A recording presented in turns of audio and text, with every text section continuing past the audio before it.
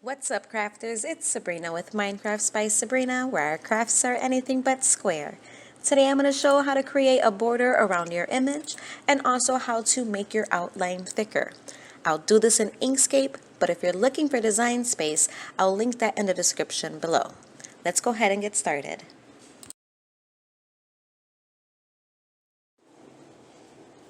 Open a new document in Inkscape, drag and drop your file, and then select OK on the import menu.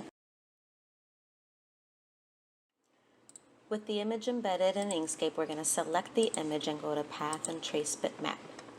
Under the single scans, we'll select 2 for colors and then press OK and close the box. Move over your image and press F2 on your keyboard. I see my nodes, that's a cut path, so I'm going to delete the original image. Now I'm going to select my nodes and my SVG file, and I'm going to Control D to duplicate, and I'm going to move that over. Select Path and Break Apart, and then change your opacity to 50 so that you can see it.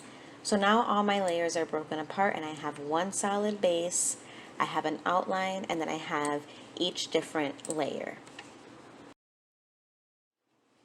Before beginning our offset, I'm going to press Control D to duplicate my image.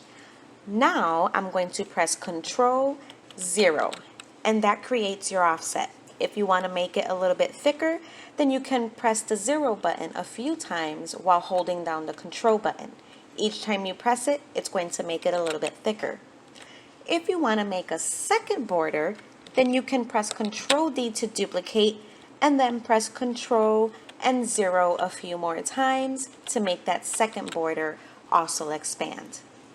Doing the same thing on our outlined image, I'm going to select my image and Control D first. I'm going to change my opacity because it makes it a lot easier to see. And then I'm going to press Control 0 on the keyboard. Every time I press, it's going to make it just a little bit thicker. Now if you notice, because it's an outline, it's making it thicker on both the inside and the outside of the line. So you don't want to make it too thick, or else you'll start to lose some details in your image. Now that you've created your offset, your image is ready to be ported into Cricut Design Space.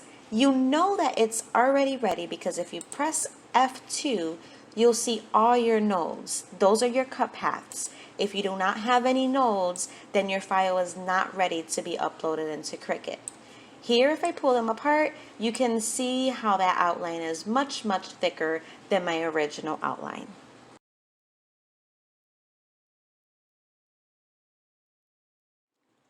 For method 2, again, I'll duplicate before I start, and then I'll go to Path and select Linked Offset. Linked Offset is going to give us one little node, and that's going to allow us to control and edit how thick our border is going to be. Here's our little node. It looks like a little diamond. Before editing, you want to uncheck the Enable Snapping feature on the right-hand side. Then take your node, click and drag away from your image, and it's going to thicken that border.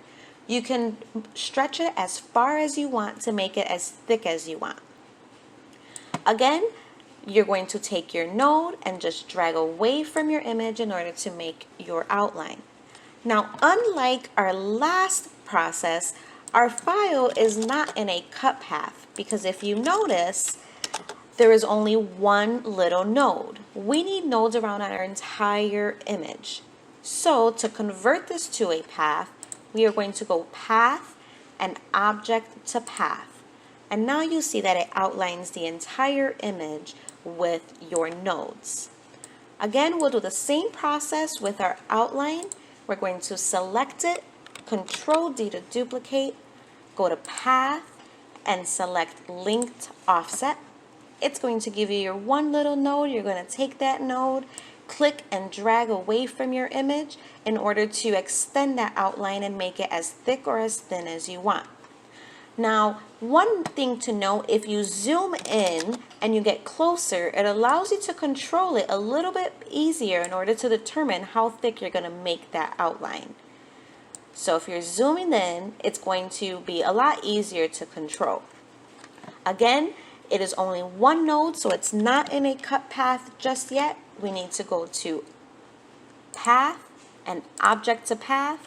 Now it's created all of your nodes. It's ready to be imported into Design Space. To upload in Design Space, we'll click Upload on the left, Upload in the middle, browse or drag and drop your file into Design Space. If you get an error about pattern fills, just say Continue, name and tag your image and press Save. Once it's saved, you can click on that image and insert it into Design Space. And once in Design Space, you'll see that all your layers have been inserted here, and they all have a little bit of thickness to them. Well guys, that's all I have for you today, but we did cover a lot of information, so I hope it was helpful. Thank you for watching, and don't forget to like and subscribe so that you can be notified of the next content. If this was helpful to you, please help me out by sharing it with one of your crafter friends and hashtag quarantine training.